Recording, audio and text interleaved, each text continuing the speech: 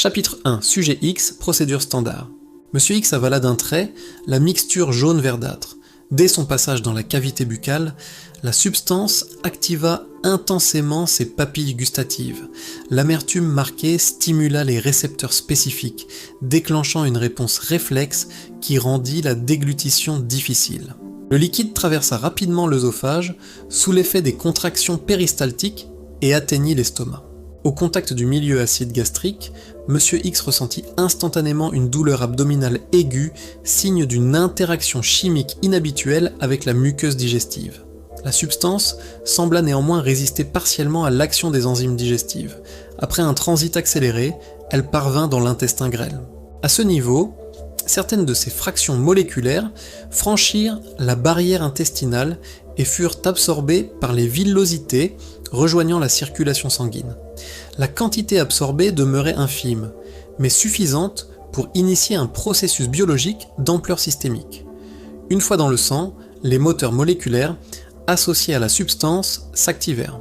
Ces structures, jusque-là repliées et inertes, se déployèrent et migrèrent activement vers les membranes cellulaires. Elles ciblèrent spécifiquement les protéines et lipides membranaires, s'y liant avec une affinité remarquable.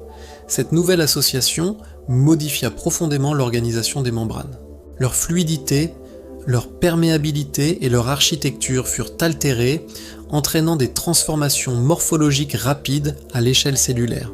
Les conséquences de ces réarrangements furent spectaculaires, les cellules commencèrent à adopter des formes inédites, annonçant une reconfiguration profonde de l'organisme de Monsieur X. Monsieur X perdit connaissance, avant de sombrer dans un coma profond. Son activité cérébrale chuta brutalement, tandis que ses fonctions vitales devenaient instables.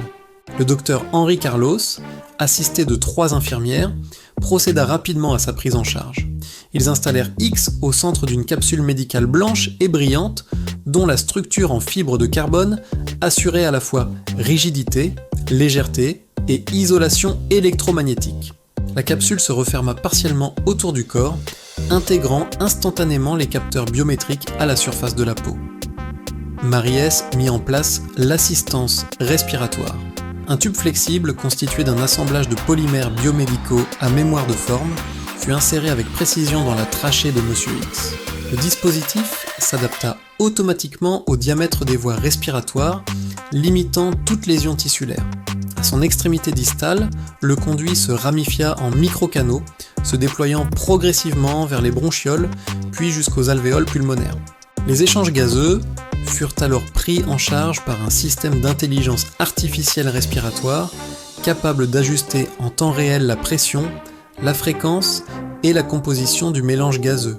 L'ensemble des fonctions ventilatoires fut transféré à l'IA qui synchronisa la respiration artificielle avec les paramètres métaboliques de X, maintenant son organisme dans un état de survie contrôlé.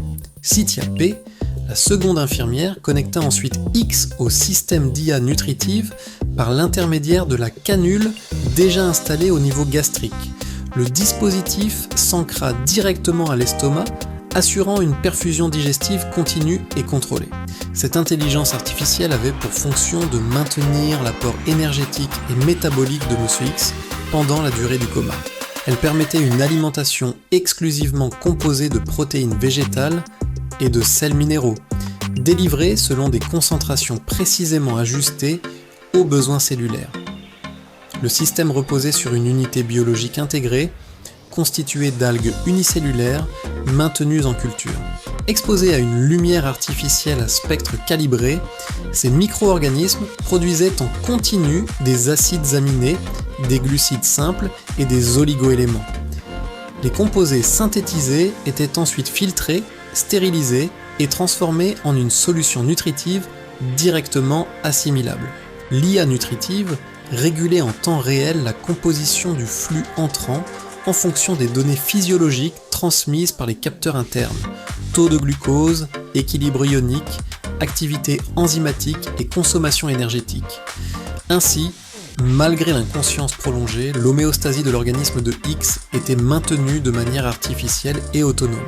Elizabeth Fee, la dernière arrivée dans le service d'IA d'hibernation carcérale, prit en charge le système rénal. Après un contrôle sommaire effectué par le docteur Henry Carlos, elle procéda à l'installation du module d'IA d'excrétion au niveau des reins de Monsieur X. Le dispositif se connecta rapidement au néphron, assurant la filtration du sang, la régulation hydrominérale et l'élimination des déchets métaboliques. L'intelligence artificielle associée ajustait en permanence les flux ioniques et le volume plasmatique, compensant l'inactivité physiologique induite par le coma prolongé. Une fois les paramètres validés, l'interrupteur principal fut actionné. La fermeture du circuit électrique déclencha la phase initiale de l'incarcération.